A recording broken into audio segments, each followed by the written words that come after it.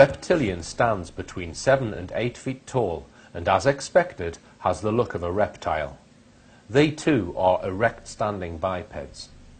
The head is slightly conical in shape and has 2 bony ridges riding from the brow across a back-sloping skull.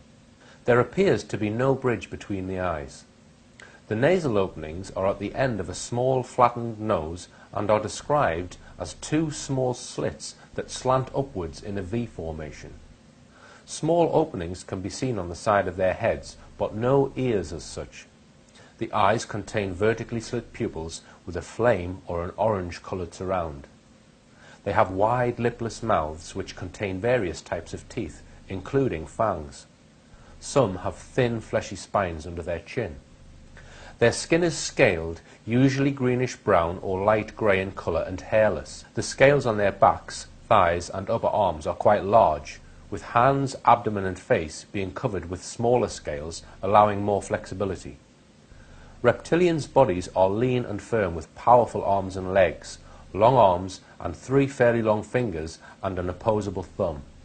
The feet have 3 toes and 1 recessed 4th toe that is toward the back side of the ankle. Claws on the hands and feet are short and blunt. They do not have teeth on their upper torso and there is no navel. How do they behave? The ruling caste of indigenous reptilian consider themselves to be the genuine natives of the earth and humans to be squatters. A group of reptilians is known as a hive, and the race is absolutely void of any care, concern or compassion for human beings. The worker caste can be friendly, as long as they are allowed to speak first. They will answer if you address them, are very cautious beings, and consider most humans to be hostile. They usually seem surprised when they find that most humans are open and trustworthy. The working caste is generally used for physical labour, and they have a no-nonsense, get-back-to-work attitude. They have a different attitude to time than humans. It is not as important to them in the way that it is to us. What do they eat?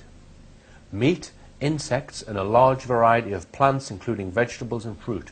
They prefer their meat raw and very fresh, but have learned to enjoy some cooked meats, like rare beefsteak. Unlike the greys, they eat frequently, and usually carry or send for food during their breaks. The ruling caste is very secretive about their food, preferring to eat in private. They enjoy much of the same food that humans do, and are often seen secretly munching on a freshly found snail. Where do they come from? Earth. Yes, Earth. An ancient extraterrestrial race of reptilians inhabited the Earth many years before man. Would you invite one to meet your mother? You could possibly invite a worker caste home for tea, only if you had established some trust first with it. This would involve being totally subservient and only speaking when spoken to. You would need to warn your mother of the guest's appearance in advance. That is, a 7-foot tall lizard, and then ensure that she understood not to speak first.